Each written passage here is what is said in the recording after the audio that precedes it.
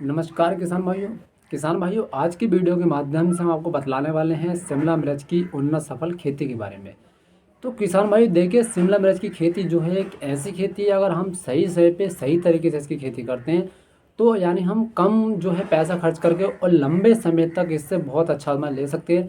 साथ में हमें उसका मंडी भाव मिलेगा वो भी बढ़िया मिलेगा, और इसका जो उत्पादन होता है वो भी काफ़ी हाई निकलता है। इस वजह से इसमें जो इनकम होती है वो भी यहाँ पर काफ़ी अच्छी होती है। तो अगर आप शिमला मिर्च की खेती सही तरीके से कर सकते हैं तो भैया आपको बहुत ही अच्छे रेट भी देखने को मिल जाएगा। साथ में आपकी इनकम जो होगी वो भी यहाँ पर काफ़ी हाई होगी, क्योंकि शिमला मिर्च के अंदर बहुत ही हाई उत्पादन निकलता है अगर आप सही तरीके से सही समय पर खेती इसकी करते हैं तो। आप चलिए बात कर लेते हैं इसकी खेती हमें कब करनी है, कैसे करनी है, क्या क्या सावधानी रखनी है, कौन कौन सी दवाई लगानी है, कौन कौन से खाद डालने हैं, वो सारी जानकारी आज आपको इस वीडियो के माध्यम से मिलने वाली है। तो किसान भाई वीडियो को बिल्कुल स्किप मत करना है, एंड देखना, और चैनल पर नए जुड़े हैं चैनल को सब्सक्राइब भी यहाँ पर कर देना ताकि इस तरीके की और वीडियो भी आपके पास पहुँच सके। चलिए बात करते हैं। तो किसान साथियों देखिए, जैसा कि आप जानते हैं शिमला मिर्च की खेती अलग अलग राज्य के अंदर अलग अलग समय पर की जाती है। लेकिन देखिए मैं आपको बता दूं, अगर हम अक्टूबर और नवंबर के माह में इसकी खेती करते हैं तो काफ़ी अच्छा उत्पादन मिलेगा। साथ में आपकी जो दवाई का खर्चा होगा वो यहाँ पर आधा हो जाएगा। क्यों? देखिए अक्टूबर और नवंबर ये दोनों माह ऐसे होते हैं, इसका जो धीरे धीरे मौसम ठंडा होने लगता है।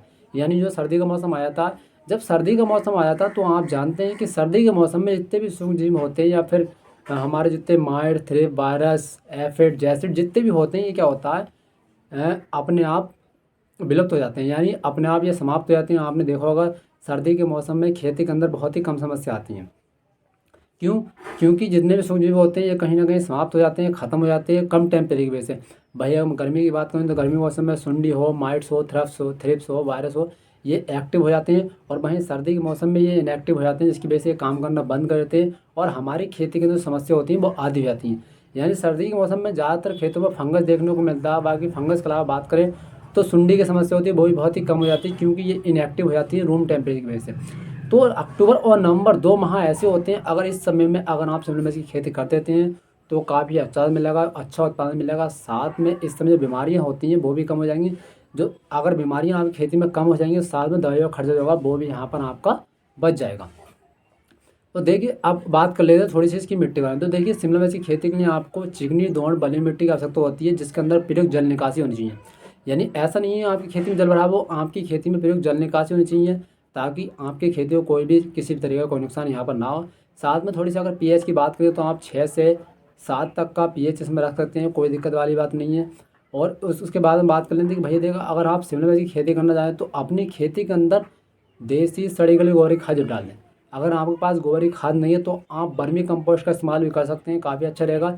लेकिन देखिए अगर गोबर या बर्मी कंपोस्ट दोनों में से कोई भी खाद डालते हैं तो हमारा रासायनिक खादों का जो उपयोग होता है वो आधा हो जाता है, और रासायनिक खादों का ज़्यादा प्रयोग करने से खेती के अंदर बीमारियाँ आती हैं। वहीं अगर मैं बर्मी कंपोस्ट की बात करूँ या फिर आपका देसी खाद की बात करूँ तो इनके इस्तेमाल से खेती के अंदर बीमारियां कम आती हैं, क्योंकि ये प्राकृतिक होते हैं, ऑर्गेनिक होते हैं, जैविक होते हैं। वहीं अगर रासायनिक खादों की बात करूँ तो कहीं ना कहीं उनके ज़्यादा इस्तेमाल से खेती की उर्वरक शक्ति भी कम होती है, साथ में क्या होता है बीमारियों का प्रकोप भी बढ़ जाता है।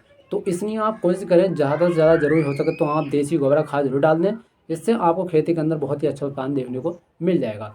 तो उसके बाद में देखिए आपको यहाँ पर नर्सरी तैयार करनी पड़ेगी। नर्सरी तैयार करने के बाद आपको क्या करना, मेड़ों के अंदर यहाँ पर प्लांटेशन कर देना।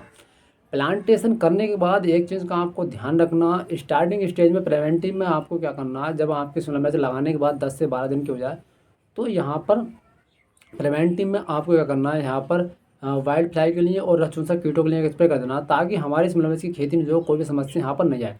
क्योंकि देखिए माइट्स हो, थ्रिप्स हो, वायरस हो या फिर आपका एफिड हो, जैसिड हो, कोई भी ये जो आते हैं ये आते हैं सब रक्षुंसक कीटों की वजह से या फिर सफ़ेद मक्खी की वजह से।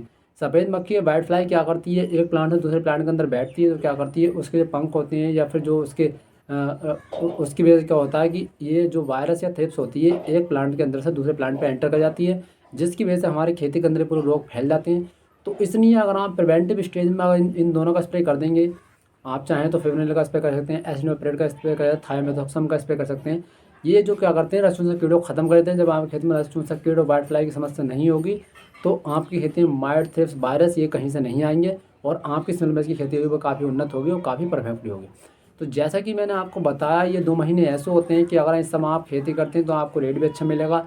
साथ में सर्दी के मौसम में शिमला मिर्च की डिमांड जो होती है वो काफ़ी ज़्यादा रहती है, और दूसरा सबसे बड़ा फ़ायदा ये होता है इस समय खेती करना कि बीमारियों का खर्च जो है यहाँ पर आधा हो जाता है। जैसे कि मैंने आपको बताया था कि सर्दी के मौसम में क्या होता है, इतने भी सूक्ष्म जीव होते हैं इनएक्टिव हो जाते हैं, काम करना बंद करते हैं। इसी वजह से हमारी खेती के अंदर समस्या बहुत कम आती है, केवल और केवल फंगस के अलावा। सर्दी के मौसम में सबसे ज़्यादा समस्या आती है फंगस की आती है, उसके अलावा ज़्यादा समस्या माइट वायरस की आपको देखने को नहीं मिलती। तो किसान भाई बहुत ही बढ़िया समय है अच्छा उत्पादन लेने का, अच्छी इनकम प्राप्त करने का सही समय है। आप फटाफट जो है शिमला मिर्च की खेती कर दीजिए, ज़मीन खाली पड़ी है तो फटाफट आप नर्सरी तैयार करने, नर्सरी तैयार करने के बाद नवंबर के महीना में भी आप प्लांटेशन कर दें तो भी काफ़ी अच्छा यहाँ पर रहेगा।